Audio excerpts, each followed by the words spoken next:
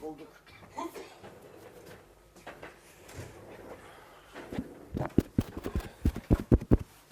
İyi akşamlar. Teknik direktörümüz Domenico Tedesco bizlerle beraber. Tercümede Sinan Levi bizlere eşlik edecek. Hemen.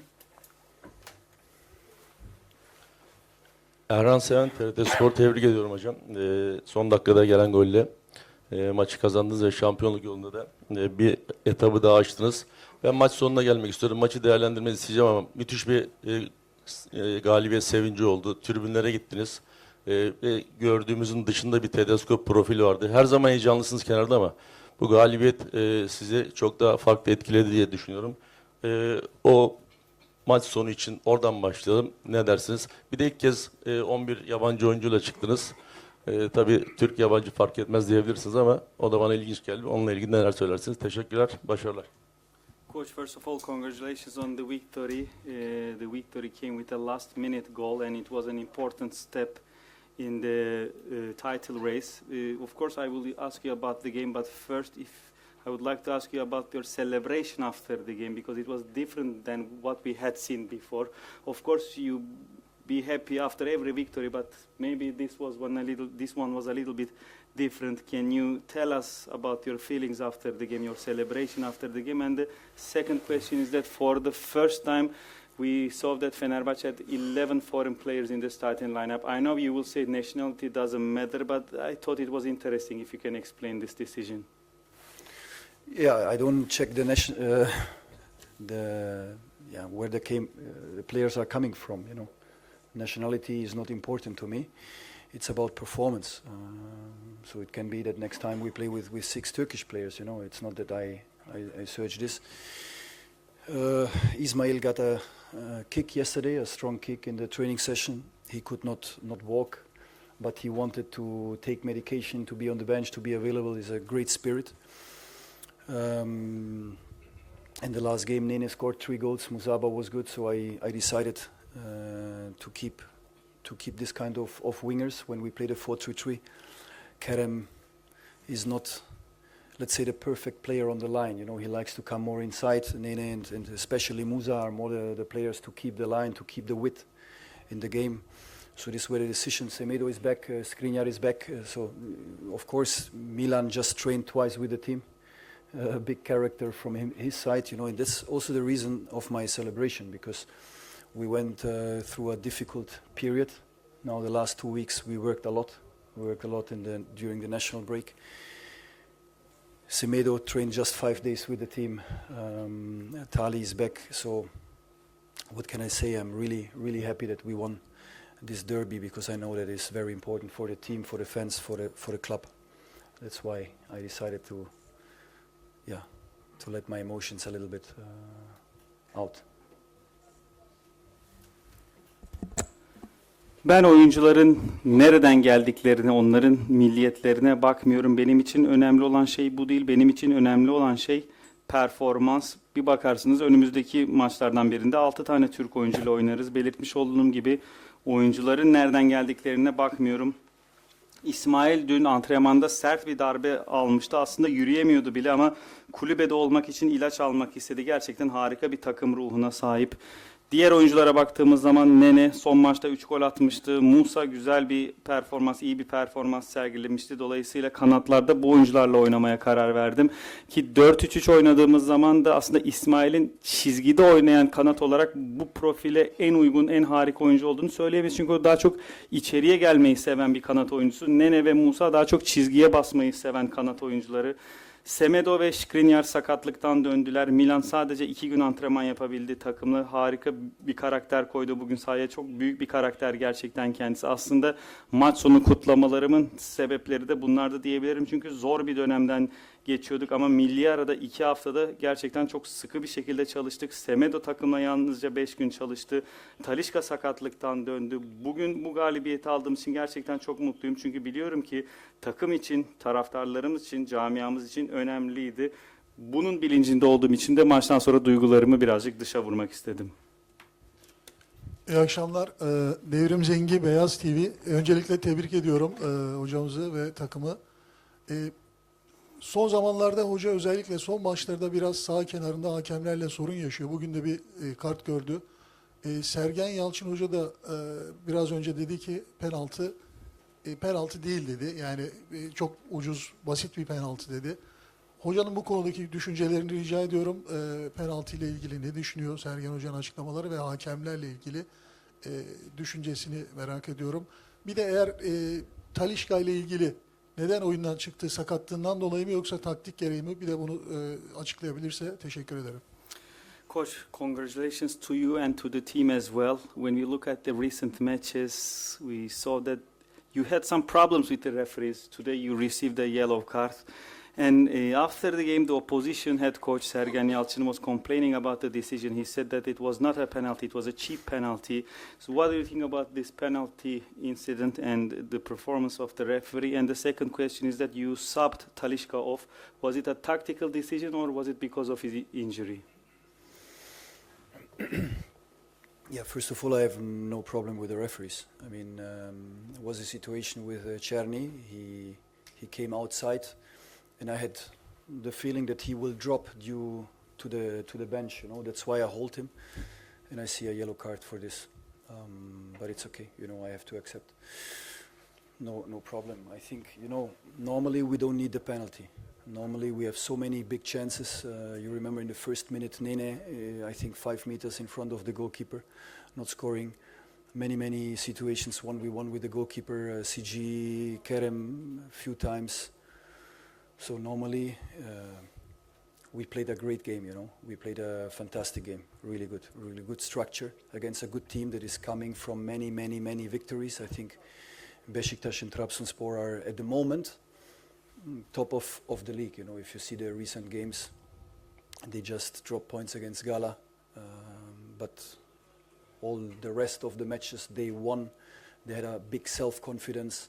They are really strong. You know, they took good transfers in January, so they came here with a certain flow, and we are happy that we have the 3 points. So the penalty, I don't know. You know, last time I told you when the referee is whistling, it's a penalty. I don't know. I don't want to judge. We are happy that we won the game.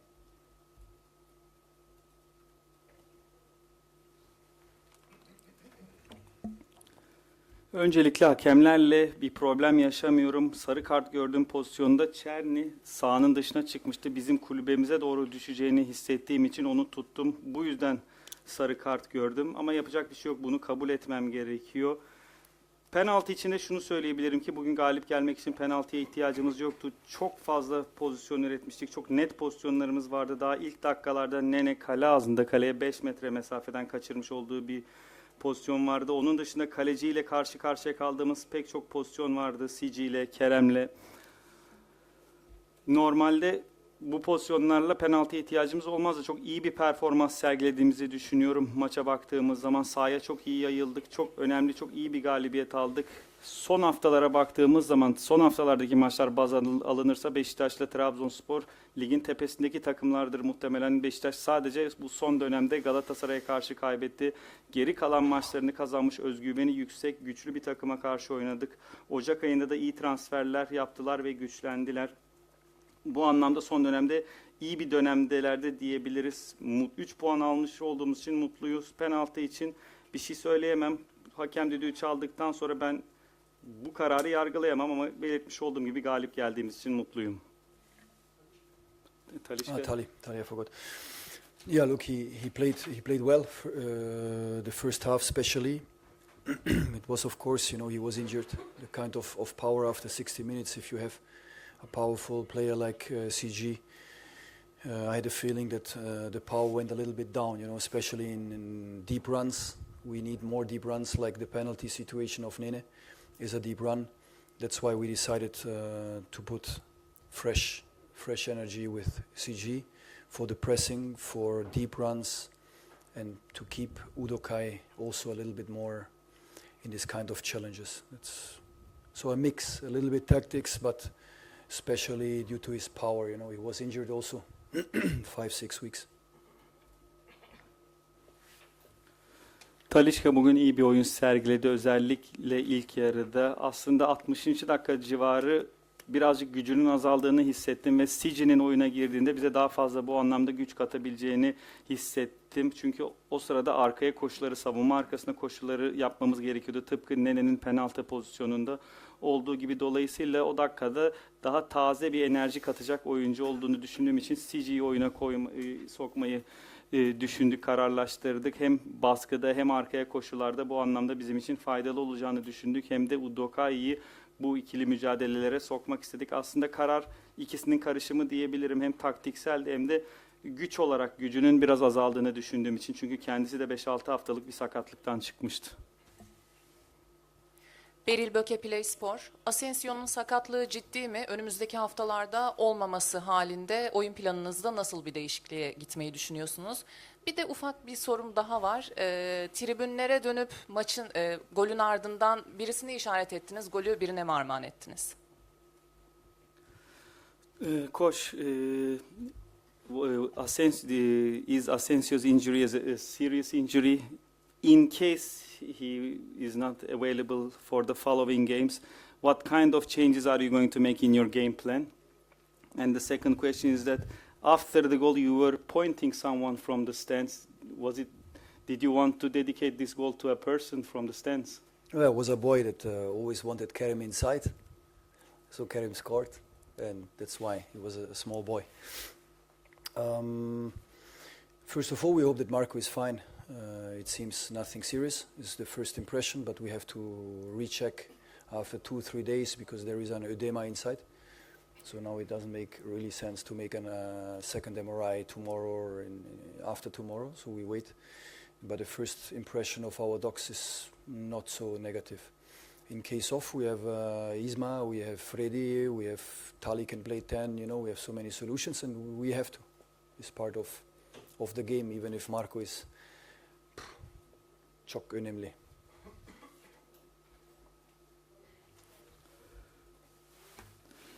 Tribünde Kerem'in oyuna girmesini isteyen küçük bir çocuk vardı. Kerem gol attığı için ona işaret ettim, küçük bir çocuk. Çünkü Kerem'in oyuna girmesini çok istiyordu. Orada golü attıktan sonra onu işaret ettim. Marco'nun ciddi bir sakatlığı olmamasını umuyoruz. İlk izlenimimiz ciddi bir sakatlık olmadığı yönünde ama 2-3 gün sonra bir kontrol daha yapmamız gerekecek. Çünkü şu anda ödem var. Yaklaşık ikinci MR'ı çektikten sonra yarın ya da ondan sonraki gün birazcık daha net bir izlenimimiz olacak. Ama ilk izlenimimiz çok da negatif olmadığı yönünde ki kendisi olmadığı zamanlar içinde İsmail var elimizde, Fred var, Talisca 10 numara oynayabiliyor. Çok fazla çözümümüz var elimizde ki bu sakatlıklarda işimizin bir parçası ama şunu söyleyebilirim ki Marco çok önemli.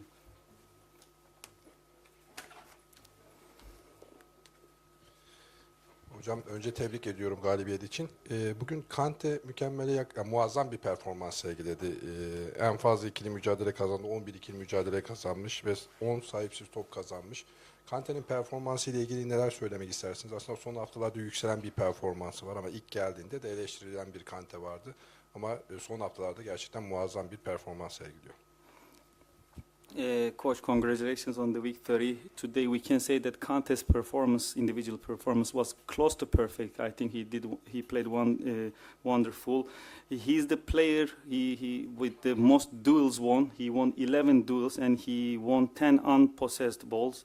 So we can say that he has an increasing performance. When he first came, he was criticized, but he has been improving. So what would you like to say about his performance? Yeah, you're right. He played a fantastic game, really. Big game. Was sharp on second balls because, to be honest, Beşiktaş, the biggest strength is counter-attacking. And, you know, play the long ball and collect the second balls. They have a lot of quality in that area with Černý, Olajtan, Orkun, and even more players.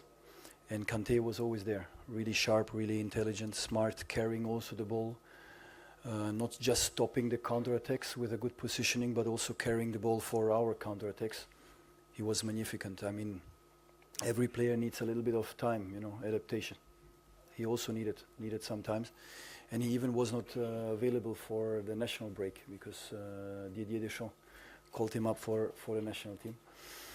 No, I have to say, the whole team, you know, the whole team today, we had a tough 2 weeks. National break was really intensive. We had sometimes 7 players, 8 players, 10 players, but these players, they worked a lot, you know. We trained, for example, many days the box defending, you know, blocking crosses inside the box, and you saw today Semedo, Archie, Levent at the end, you know, also Jaden inside the box, blocking crosses, really tight, really sharp, and this is very important because a clean sheet in a derby opens the way for a victory, you know. Not to concede a goal against this Beşiktaş, against this offense player, means a lot. And also Ederson, in 1-2 situations, he was there, you know. The shot of Orkun first half, for example, the header of O, he was there. So yes, Engie, fantastic, but also the rest of the team.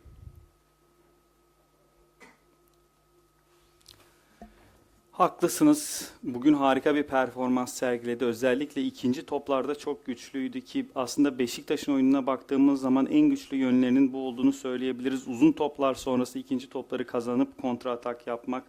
Çerni, Olaytan, Orkun ve pek çok fazla kaliteli oyuncuları var bunu yaparken ama Kante hep oradaydı. Çok keskindi, ikili mücadelelerde çok akıllıydı. Sadece top kazanmadı, aynı zamanda top kazandıktan sonra da bizim kontrataklarımızda ileri top taşıma anlamında da çok iyiydi. Bugünkü maç içerisinde belirleyici olduğunu söyleyebiliriz. Bütün oyuncuların aslında yeni bir takıma katıldıkları zaman birazcık zamana ihtiyacı vardır. Kendisinin de birazcık zamana ihtiyacı vardı. Ki kendisi aslında milli arada bizle birlikte değildi. Çünkü Didier Deschamps onu milli takıma çağırmıştı. Ama biz burada olan oyuncularla, tüm oyuncularla çok zorlu bir 2 hafta geçirdik. Çok şiddeti yüksek antrenmanlar yaptık. Zaman zaman 7-8 bazen 10 oyuncuyla çok çalıştık. Ve özellikle mesela ceza sahası içerisinde savunma yapmayı ve ortaları engellemeyi çalıştık. Bugün Semedo, Archie, Levent ortaları engelleme konusunda çok iyilerdi. Aynı şekilde Jaden de ceza sahası içerisinde bu anlamda çok iyiydi.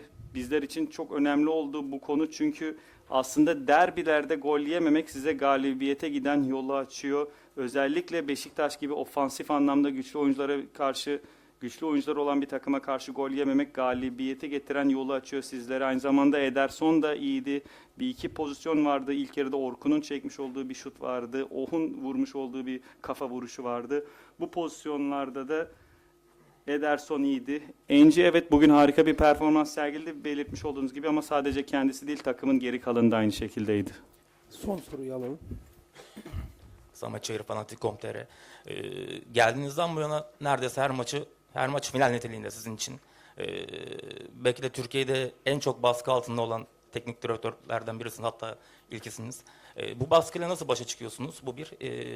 Bir de sizin bir sözünüz var, zaman zaman söylüyorsunuz. Kazandığınızda her şey iyi değildir. Kaybettiğinizde her şey kötü değildir. Bugün kazandınız.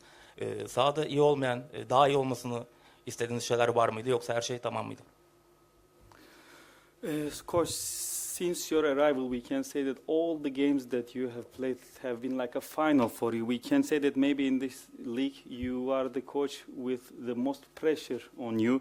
So how do you deal with this pressure? And the second question is that you had a saying before, you had a statement. When we win, not everything is perfect. When we lose, not everything is bad. So when you look at today's performance, do you think that there were some things to be improved, or do you think that everything was perfect? No, not everything was perfect. Of course, we have to play quicker, faster, because we wanted to start really hard, really quick, really fast. We didn't, you know, especially in the build-up.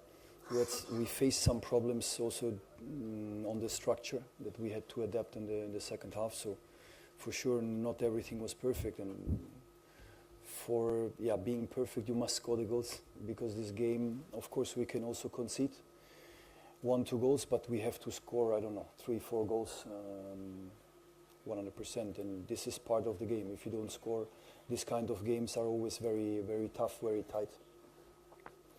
You know, pressure is part of the game. You know, it's part of the game. It's also a stimulation. It's something very good, because we really need to win every game here, since I'm here. If we drop points, it's a full disaster. And then it's my job to bring the players and the team alive. It was not easy after Karagümrük, you can believe. It was not easy. But I think due to many speeches due to our players, the character of our players, due to training sessions. We brought them after 2-3 days again back to life, and now we are back in the game. It's a positive sign, but we have to continue. There is a lot of training sessions still to go, a lot of games still to go. I think 5 games, no? 5 games plus the Turkish Cup. So the season is very hot, very hot.